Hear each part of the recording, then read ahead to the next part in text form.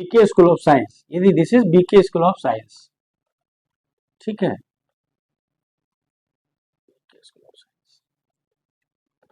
फिर अभी आप ये समझो, अभी क्या सीखने वाले हैं अपन, क्या बात करने वाले हैं। तो अभी हम बात करने वाले हैं, टॉपिक का नाम है चैप्टर 2, क्लास 9 का चैप्टर नंबर 2। ये यहाँ नीचे मैं इसलिए लिख रहा हूँ, ये ऊपर मैंने लिख के रखा है। चैप्टर नंबर 2 में जो चैप्टर है पॉलिनोमियल्स, उस पॉलिनोमियल्स में फैक्टराइजेशन ऑफ पॉलिनोमियल्स, ये कुछ सीखना है, ठीक है। अभी देखो फैक्टराइजेशन, ये भी छोड़ दो, इसको भी छोड़ दो। अभी हम करते हैं फैक्टराइजेशन।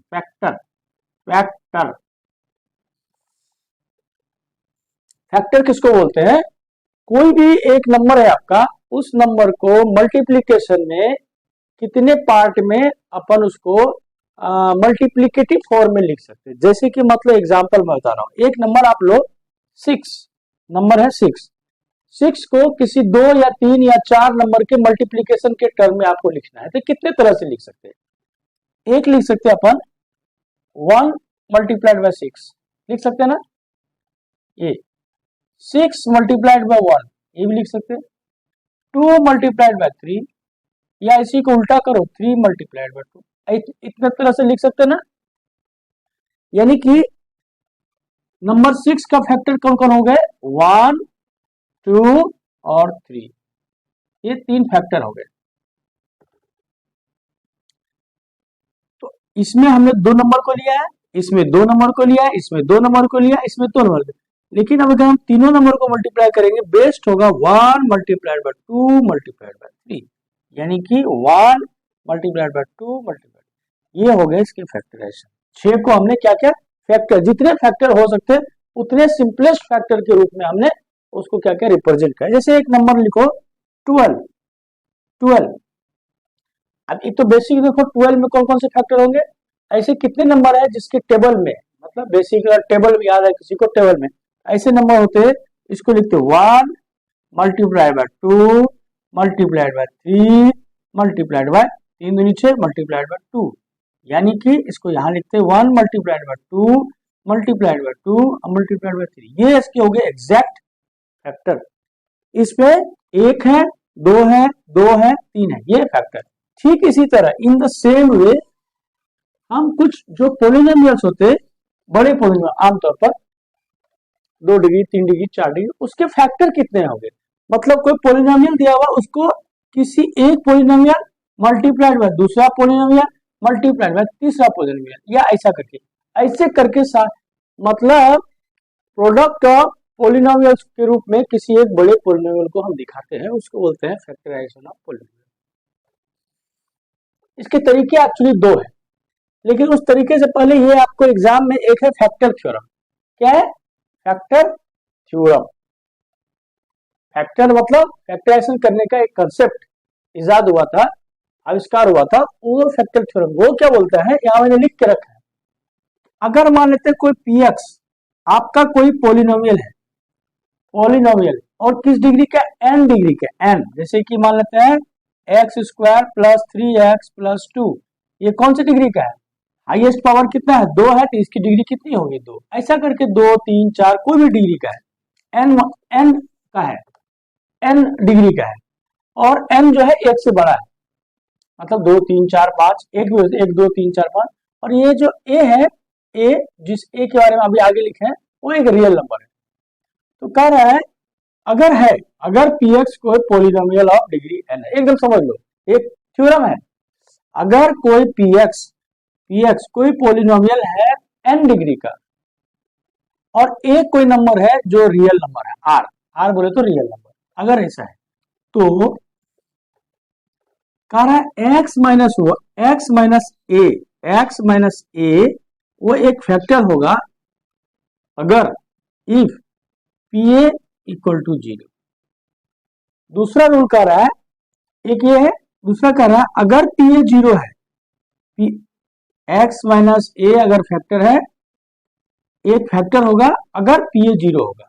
दूसरा कह रहा है pa उसी का उल्टा, pa 0 होगा अगर x माइनस a एक फैक्टर है।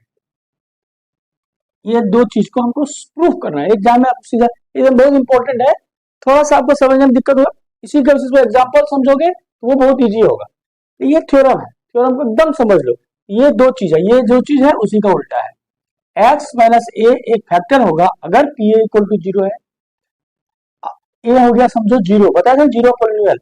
और दूसरा कह रहा है पी ए, अगर P A equal to zero होगा अगर ये फैक्टर है। दोनों एक दूसरे एक ही चीज है, ये सीधा ये उल्टा, ये भी सही है ये भी सही है। अब इसको हमको प्रूफ करना है। अभी हम एक रिमाइंडर थ्योरम पढ़े, छठी सातवीं आ गई, हम एक लिखते हैं यहाँ पर by the remainder theorem, by the, और ये ना पूरा का पूरा आपको प्रूफ करने देगा, तो जैसा है ना लिखा हुआ ऐसा का ऐसा आपको उतार देना है। By the remainder theorem, remainder theorem के द्वारा हम क्या जानते हैं, पी एक्स जो होता है x minus a into q x plus P of ए। ये आप करें, ये कहां से रिमाइंडर थ्योरम आया, इसको छोड़ दो आप, ये समझो रिमाइंडर थ्योरम आपको ये बताता है, क्या बताता है, P x equal to x minus A multiplied by Q X, Q X बोले तो कोई दूसरा पॉलिनोमियल, प्लस पी ऑफ ए। ये एकदम ये आप रख लो, समझ लो ये होता है। अभी हमको प्रूफ क्या करना है, पहला प्रूफ करना है x minus a is a factor of p x if P A zero. कह रहा है अगर पी ऑफ ए जीरो है तो ये एक फैक्टर होगा। अभी देखो पहला क्या कर रहा है, P A equal to zero है, कह रहा है ना पहला वाला P A equal to zero है, इसका मतलब क्या हो गया, पी एक्स हुआ ना, ए के जगह पर हमने पुट, देखो ये पी एक्स क्या था, एक्स ये था, ये अपना फैक्टर थ्योरम था, फैक्टर थ्योरम का रिमाइंडर थ्योरम था। तो रिमाइंडर थ्योरम के द्वारा अगर यहां पर हमने पी ऑफ ए किया, एक्स के जगह पर क्या पुट किया, ए, क्या पुट किया ए, तो ये क्या हो गया एक्स माइनस, सॉरी क्या किया, पी एक्स इक्वल टू क्या क्या, हाँ पी एक्स इक्वल टू क्या क्या, एक्स माइनस ए, ये तो एक्स माइनस ए है ही ना, इंटू क्यू ऑफ एक्स। क्यों, क्या बोल रहा है आपको, by the remainder theorem p x equal to x minus a into q x plus a. अभी कह रहा है आपको, पहला वाला कह रहा है P of A equal to zero. चलो पी ए ऑफ, इसको लिखोगे putting P of A equal to zero, P of A equal to zero, तो ये क्या हो गया, ये आपका हो गया जीरो, तो ये क्या हो गया इतना प्लस ये अपना जीरो, यानी कि क्या हो गया x minus a into Q of x हुआ ना। देखो एक पॉलिनोमियल का पी एक्स ऐसा था, इसको अभी किस फॉर्म में आ गया, ये आ गया, इसका मतलब ये एक फैक्टर हो गया कि नहीं हुआ, hence x minus a is a factor of p x हुआ क्या, देखो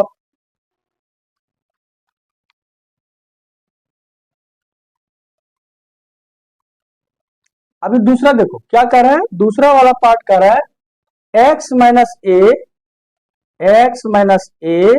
फैक्टर है आपका पी एक्स का, पी एक्स का क्या है, ये फैक्टर है, ध्यान है क्या, क्या कर रहा है दूसरा पार्ट में, एक्स माइनस ए एक फैक्टर है, अगर कोई नंबर है 6, आपको कर रहा है इसका 3 एक फैक्टर है, तो इसको 6 को हम लिखेंगे ना 3 मल्टीप्लाइड बाय कुछ, लिखेंगे ना, लिखेंगे कि नहीं, श्योर लिखेंगे। तो अगर ऐसा है तो हम क्या लिखेंगे, पी एक्स इक्वल टू लिखेंगे एक्स माइनस ए जो फैक्टर है, जैसे अभी 6 था ना, 3 मल्टीप्लाइड बाय कुछ था ना, तो अभी क्या लिखा, पी एक्स को लिखा x multiplied by A into कोई और दूसरा पॉलिनोमियल जो यहाँ दूसरा कुछ भी हो, उसको हमने लिखा जी एक्स, लिख सकते हैं क्या, देखो आप लिख सकते कि नहीं लिख सकते, चलो अगर इसको लिख सकते तो अभी हम इसको क्या करते हैं, एक्स को जगह पर हम ए लिखे, पुट ए जहां जहां एक्स है we put a for x, a के एक्स के जगह पर क्या लिख दिया हमने, ए लिख दिया, तो क्या p of A equal to क्या हो गया a minus A multiplied by g of a. हुआ कि नहीं हुआ? इसका मतलब क्या हो गया, p of A equal to a minus a क्या हो गया, zero, zero into a zero. तो हमारा हो गया प्रूफ कि p of A equal to zero if x minus a is a factor of p x. हुआ कि नहीं हुआ? इस तरह से हैंस प्रूव्ड, ये पहला पार्ट में लिखेंगे हैंस प्रूव्ड, दूसरा पार्ट में लिखेंगे हैंस प्रूव्ड। अभी इसको 3-4 बार अच्छे से आप देखो, ये थ्योरम है, ध्यान आया क्या? चलो इसको भी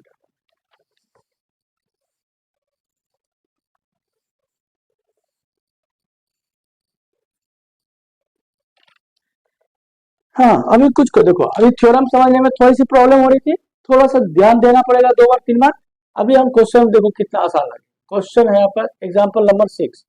क्या है? एग्जाम्पल नंबर 6, उसी चैप्टर का।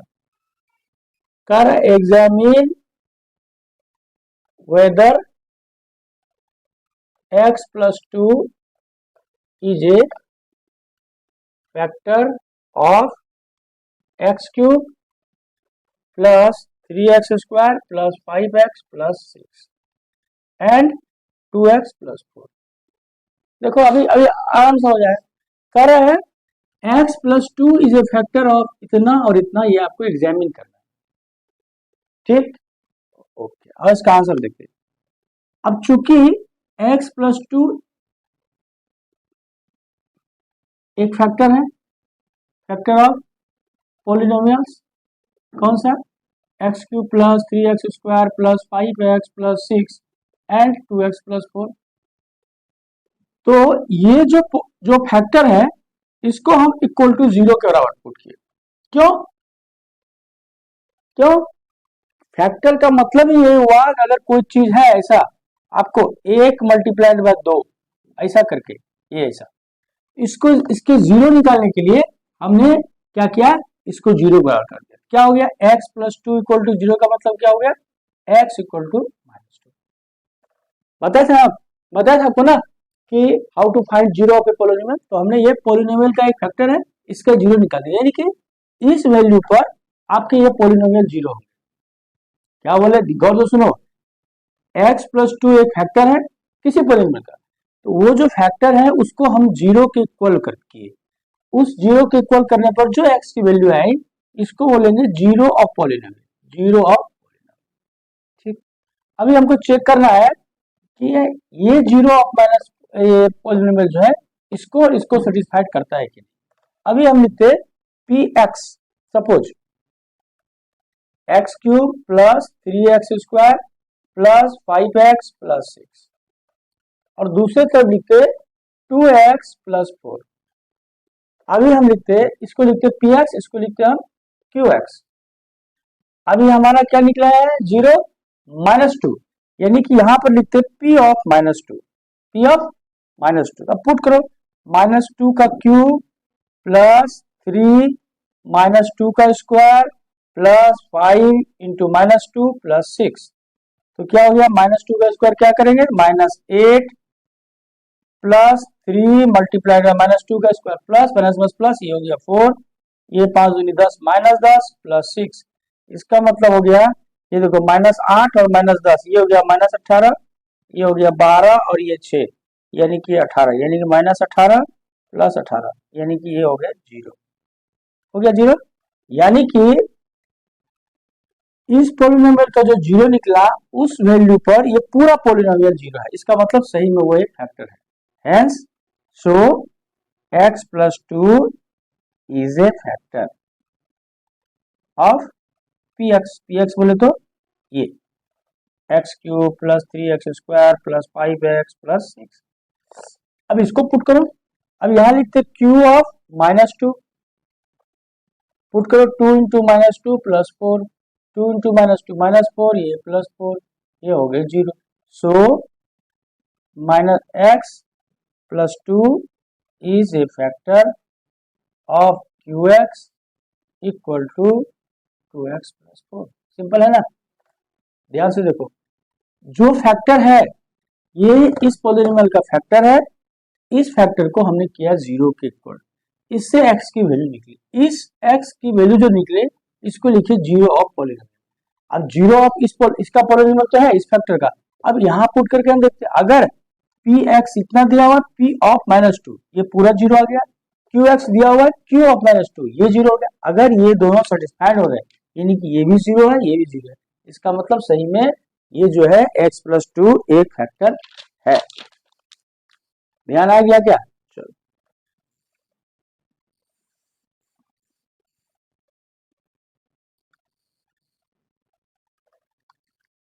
दो बार तीन बार देखो, समझ में नहीं आ रहा उस वीडियो को तो। अब एग्जांपल नंबर 7 कह रहा है if x-1 is a factor of 4x³ plus 3x² minus 4x plus k find k क्या है ये निकालना। ठीक, अब इसको आंसर करते हैं। चूंकि x-1 इज ए फैक्टर है, इज ए फैक्टर है, तो हम क्या करते x-1 को इक्वल टू 0 बराबर किए, इससे निकला x इक्वल टू 1, ये हो गया zero of polynomial, zero of polynomial. ध्यान है क्या हो गया ये? Zero of polynomial. ठीक, जीरो ऑफ पॉलिनोमियल हो गया। तो अगर जीरो ऑफ पॉलिनोमियल हो गया तो हमारा जो ये था, ये क्या बोलते हैं, ये पॉलिनोमियल हमारा px था, क्या था px 4x³ plus 3x² minus 4x plus k, ये था ना px, हाँ कि नहीं? ये px लगता है खत्म हो गया, ये क्या था? px था ना। अभी हमारा जीरो कितना निकला है? x इक्वल टू 1, तो हम लिखते हैं p ऑफ 1।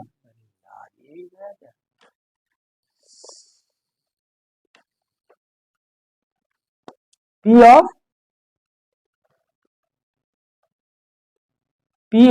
1 ये निकला है px। अभी P ऑफ 1 यानी कि हमारा जो जीरो निकला उसका उस पर हम ये पॉलिनोमियल के वैल्यू P ऑफ 1 कितना आना चाहिए हमारे को? 0 आना चाहिए। क्यों?